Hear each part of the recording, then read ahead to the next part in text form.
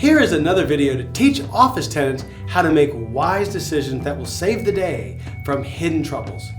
This is a quick video that mainly serves to define an often misunderstood term, Estoppel certificates.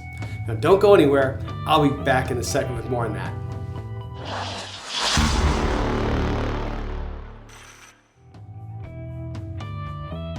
I've been in commercial real estate office leasing since 1997, and I specifically created ROSSI Commercial Real Estate to help local business executives just like you make wise decisions regarding their office space. This video series complements that goal by uncovering lots of helpful cost savings tips, industry jargon, insights into the commercial real estate industry, and in essence will help pull the curtain back on many of the hidden secrets about brokers, conflicts of interest, how commissions are paid, different methods for calculating office space size, and many more interesting topics that you wouldn't normally get to learn about unless you're already inside the commercial real estate industry. Now, in this video, I'll discuss what an Estoppel certificate is. Simply stated, it's a letter used during the due diligence review period of a building purchase or when the landlord is refinancing the building, or perhaps it's a portfolio of buildings. This Estoppel certificate is normally mentioned in leases, and it's probably in your lease. It is there, and it's there to require tenants often to prepare it, but also to sign it when and if the landlord needs to present proof of the existing lease conditions with tenants in the building to the lender. When a tenant signs off on the letter, they aren't changing their lease in any way, but they are affirming to the third-party lender or purchaser that the lease is in full force and effect, and other details as well. More specifically, typically the tenant is required to certify that certain details of the lease are true as of the date of the Estoppel letter, or to specify in what ways they are not true.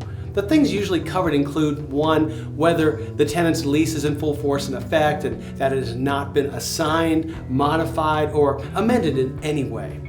2nd, if all the conditions under the lease that the landlord is responsible to do are being done in accordance with the lease. The lender wants to know that. 3rd, confirming that the landlord has delivered any tenant improvements that they're obligated to do for the tenant. 4, are there any problems or claims against the landlord regarding the upholding of the lease terms? 5, whether or not any future rent or related payments have been paid in advance by you, the tenant. And finally, it seeks to confirm what security deposit amount that you have on deposit with the landlord. Now, many leases hold tenants responsible for the accuracy of what is stated in the Estoppel certificates, and even some require that the tenant prepare its own Estoppel certificate and sign it within a very short time period after the landlord requests it.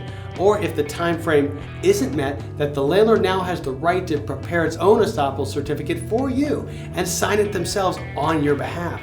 This has to be paid close attention to because you are liable for making true statements, and you don't want the landlord making statements on your behalf to third parties that you didn't validate, but at the same time, you're liable for the accuracy of. So you have to take these requests seriously and prepare these statements on time.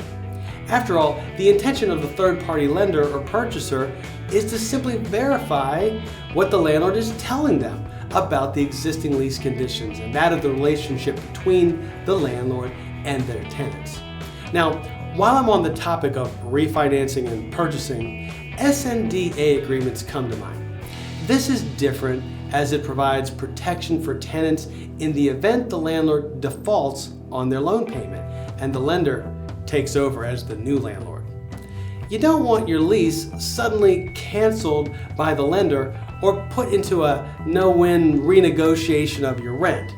That is why understanding SNDA agreements is even more important than understanding Estoppel certificates. To learn more about SNDA agreements, I'll leave a link in this video description below. I hope this video was helpful and informative to you, and if so, click the like button and subscribe to the channel. Also, I'd love to hear some feedback from you, so feel free to leave a comment in the comment section here on YouTube below. And remember to check back here often for new videos that are coming out that I'm creating to help you, the business executive, make wise decisions regarding commercial real estate. Have a great day, and thanks for watching. Want to learn more about ROSSI Commercial Real Estate?